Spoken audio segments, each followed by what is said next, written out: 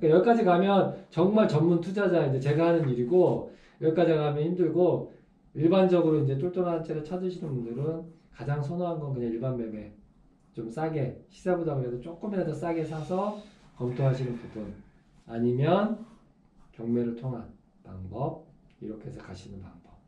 건축은 그렇게 해서 가시면 건축에 대한 툴은 따로 있어요. 안정적으로 말씀드린 것처럼 예전에는 정말 내가 땅이 있어서 건물 하나 짓고 싶은데 시작을 어떻게 하냐면 통상적으로 사돈의 팔촌, 지인, 학연, 지연 다 찾아서 건축업자를 찾아가요. 그렇게 해서 평당 얼마에 지을 수 있는지 물어보고 그래서 그러면 건축업자는 시세보다 당연히 싸게 부르겠죠. 평당 500, 600에 지을 거를 300, 400에 지을 수 있다고 계약을 해요. 절대 요즘에 때려 죽여도 그 가격에 못 지어요. 왜냐하면 인건비 딱 정해져 있고요. 자재비 딱 정해져 있어요.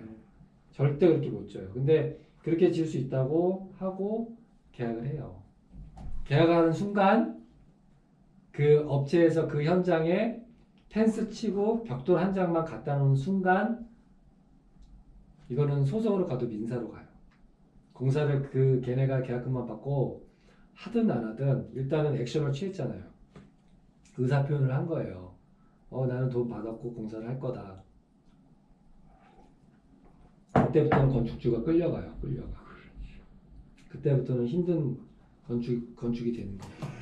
그러니까 이제 다음 달 되면 만 4년 되는 거예요. 만 4년. 제 건물이. 1년 4개월 걸렸어요. 공사하는데. 진짜 말씀드린 거는 6개월이면 늦어도 6개월, 8개월 아니면 끝나는 그렇죠. 공사예요. 8개월 아니면 끝난다고. 2달. 근데 거의 2배 걸렸잖아요. 여러 가지 많은 일들이 있었어요. 여러 가지 많은 일들이 있었고 굉장히 고생을 많이 했어요. 네. 제가 거의 현장에서 제가 현장 소장을 했어요. 제가 진짜 뭐 벽돌 나르고 제가 뭐 경계석 세팅하고 제가 시멘트 나르면서 현장을 마감을 했어요. 그렇기 때문에 정말 값진 경험을 했죠. 소중한 경험. 근데 그 과정은 너무 피눈물 나는 경험. 너무 힘든 경험. 그래서 제가 말씀드린 것처럼 그런 것들을 일반 다른 분들은 조금은 좀 겪지 않았으면 더 좋겠다라는 생각을 가지고 이렇게 제가 컨설팅도 해드리고 강의도 하고 책도 쓰고 하는 이유가 정말 힘들거든요. 좋은 일 하십니다. 이거는 진짜 참. 정말 힘든. 그럼 저쪽에서 건축을 하는 사람 건축업자는 무슨 이유로 저렇게 연기가 된 겁니까? 건축업자들은요. 단가를 더 높이자. 전체적인 이유는 무조건 돈이에요. 돈이고 현장을 운영할 수 있는 상황이냐 없는 상황이냐. 보통 건축업자들이요. 한 현장만 운영하는 게 아니라 한 현장에서는 특히 종합건설회사가 한 현장 운영해가지고 그거 수익 남아서 운영할 수가 없어요. 그래서 한번 그러니까 동시에 한 뭐 4-5개 현장을 운영을 해요. 그러면 내가 건축주 입장에서 이제 기성금을 줘야 되잖아요. 그럼 주면 이거를 내 현장에다 그대로 고스란히 녹여서 쓰면 아무 문제가 없어요. 공사하는데 진척이 쫙쫙쫙 돼요. 그렇게 하면 6개월에서 8개월 끝나요. 정말 빨리 가면 5개월 안에도 끝나요. 근데 이걸 어떻게 하냐면 이 현장에서 들어갔던 현장의 자금을 받은 돈을 급한 데 다른 데를 돌려 쓰고 아니면 제가 개인적으로 쓰고 자금을 돌리는 거죠. 돌리면 어떤 현상이 발생되면 종합건설회사 아무리 뭐 굉장히 큰 업체들 아니면 거의 이제 이런 작은 단위의 건물을 짓는 업체들이 영세해요. 그렇게 크지 않아요. 뭐 직원 뭐 격리 한 몇 명 직원 현장 뛰는 동네 업자 아닙니까? 그러니까 보통 그러니까 종합건설 회사지만 직원 한 4-5명 이렇게 영세하는 데들이 많아요. 그런 업체들은 뭐가 문제냐? 그러니까 문제라기보다도 구조 자체가 그래요. 자기네가 하는 게 아니라 다 하청을 주는 거예요.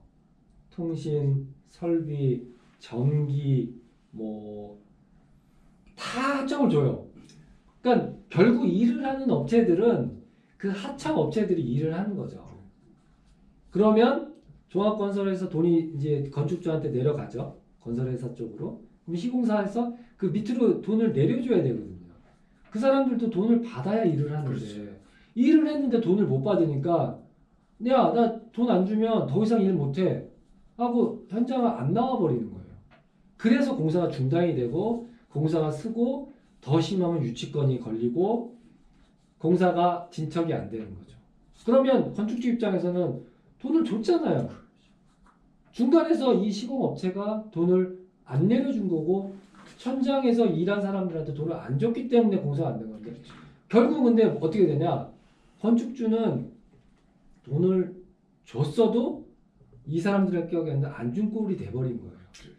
그렇기 때문에 이 사람들이 직접적으로 건축주한테 야, 돈 줘 할 수도 있고 아니면 나 그러면 시공업체 못 믿어 직불로 줘 바로 다이렉트로 줘 그러면 나 공사 더 이상 못해 유치권 걸고 그렇게 돼버리면 다른 업체가 나 그러면 이 업체 니네 이렇게 했으니까 너네 나가 너네랑 더 이상 공사 못하겠어 나가 다른 업체 드릴 거야 그것도 안 돼요 할 수가 없어요 구조적으로 소송을 간다 1년 2년 걸려요 그냥 공사 세워두고 2년 소송해야 돼요 민사기 때문에 한도 끝도 없어요 그렇게 가든가 아니면 그래 그럼 너 니네 여기까지 지어준 거 내가 돈 다 줬으니까 너네 그냥 깔끔하게 나가 다른 시공업체 붙여서 내가 공사할 거야 그러면 얘네들이 그래 알았어 나 나갈게 이렇게 안 해요 그래?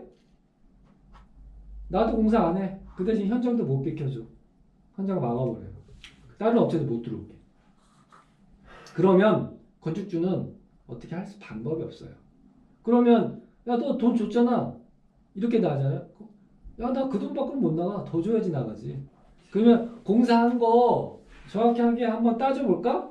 이렇게 가요 그거 따지는데 돈이 또 엄청 들어가요 그러니까 현장을 어디까지 공사하고 기성이 얼마나 나갔는지 비교하는 거거든요 그거 하는데 돈 들어가죠 그거 했다고 정확하게 되지도 않고 결국은 현장은 멈춰있는 상태로 지지부진하게 늘어나는 거예요 그러니까 울며 겨자 먹기로 그러면 이제 건축주가 읍소를 하는 거예요 네, 좀 제발 좀 해주세요 돈 좀 더 드릴게요 그럼 제가 계속 건축주가 현장 나가가지고 막 동료해야 되고 일을 못해요 제 나름대로 제 일을 못하고 현장에 매여야 되고 그러면 제가 버는 돈이 없으니까 이 돈만큼 생활비는 계속 들어가고 현장은 현장대로 돈이 들어가고 완전히 머리가 쥐나는 거예요 그때부터는 그냥 10년 늙는 거예요 말 그대로 10년 늙게 되는 거예요 그래서 건축이 어렵다 그렇죠.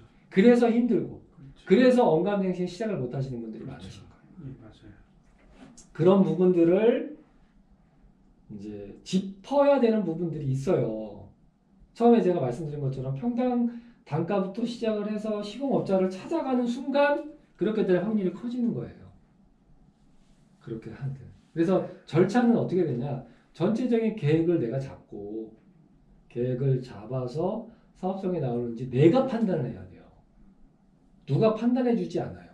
건축사가? 시공업자가? 판단 못해요. 판단도 안 하고 걔네들은 그 사람들은 그 건물 지어서 마진 한 뭐 10% 마진 먹고 나가면 그만인 사람들입니다. 냉정하게 얘기하면 물론 그런 업자 중에서는 정말 그 직업의식 투철하고 건물 하나 짓는 게 내 얼굴이고 내가 후대에 물려줄 자산이고라고 해서 정말 열심히 하시는 분들이 물론 계세요. 근데 아닌 분들도 있다는 거죠. 근데 그런 분들한테 잘못 엮이면 그렇게 힘들어집니다.